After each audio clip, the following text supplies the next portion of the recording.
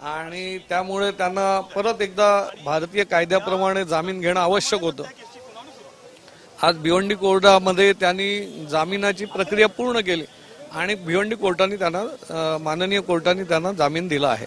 2014 पासूनचं हे प्रकरण आहे। आतापर्यंत नेमकं कोर्टामध्ये काय काय सुनावणी झालेली आहे, काय युक्तिवाद झालेले आहेत?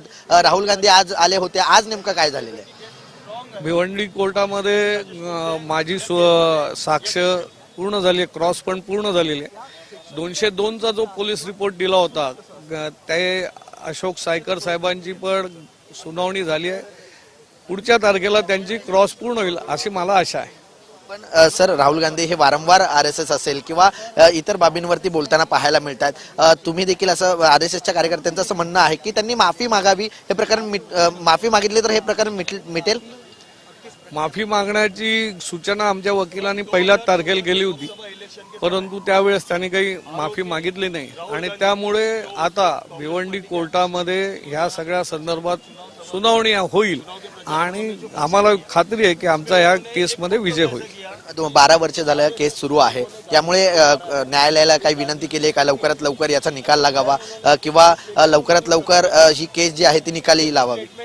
न्यायालय लवकरात लवकर निर्णय करण्याच्या दृष्टीनेच काम करत आहे, त्यामुळे माझा माननीय न्यायालयावरती पूर्ण विश्वास आहे की लवकरात लवकर निर्णय लागेल। पण या निकालासोबत आपण काही न्यायालयाला विनंती करणार आहात का, जी राहुल गांधी वारंवार आरएसएस वरती बोलतायत किंवा इतर बाबींवरती बोलतायत, हे त्यांनी बंद करावं, या संदर्भात काही आपण न्यायालयाला विनंती करणार?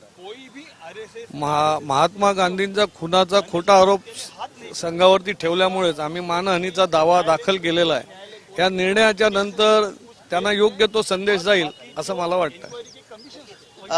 या संपूर्ण निकालानंतर राहुल गांधी यांना योग्य तो संदेश जाईल अशा प्रकारची प्रतिक्रिया जी आहे ते तक्रारदार राजेश कुंटे यांनी दिलेली आहे। व्हिडिओ जर्नलिस्ट सिद्धांत ओबाळेसह कुणाल भोईटे, जय महाराष्ट्र न्यूज, भिवंडी। तर भिवंडी न्यायालयातील राहुल गांधींची सुनावणी संपली आहे। राहुल गांधींचे नवे जामीनदार हर्षवर्धन सपकाळ। राष्ट्रीय स्वयंसेवक संघाच्या मानहानी प्रकरणी सुनावणी होती, तर आम्हाला लवकरच न्याय मिळेल, राहुल यांच्या वकिलांनी हा विश्वास व्यक्त केला आहे।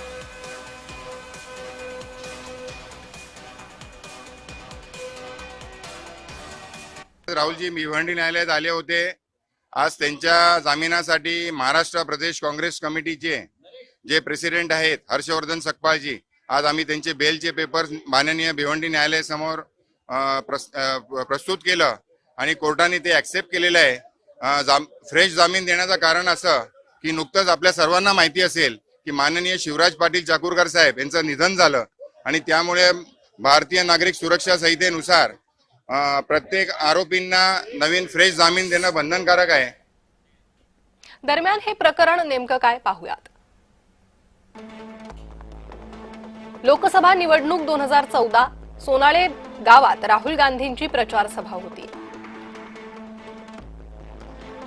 या सभेत महात्मा गांधींच्या हत्येमागे संघाचा हात असल्याचं विधान राहुल गांधींनी केलं होतं। या विधानाविरोधात संघाचे कार्यकर्ते राजेश कुंटे यांनी संघाची बदनामी झाल्याचा आरोप केला।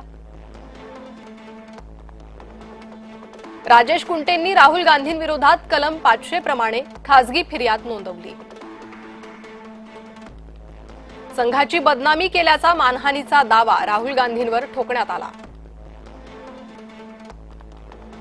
हे प्रकरण भिवंडी न्यायालयात तब्बल 9 वर्षांपासून सुरू आहे।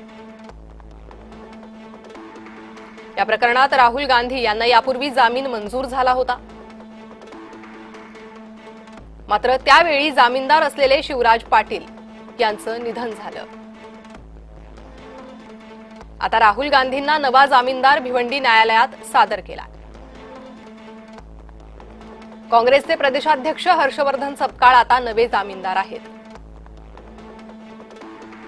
या प्रकरणातील सत्य लवकरच जनतेसमोर येईल असा विश्वास राहुल गांधींच्या वकिलांनी व्यक्त केला।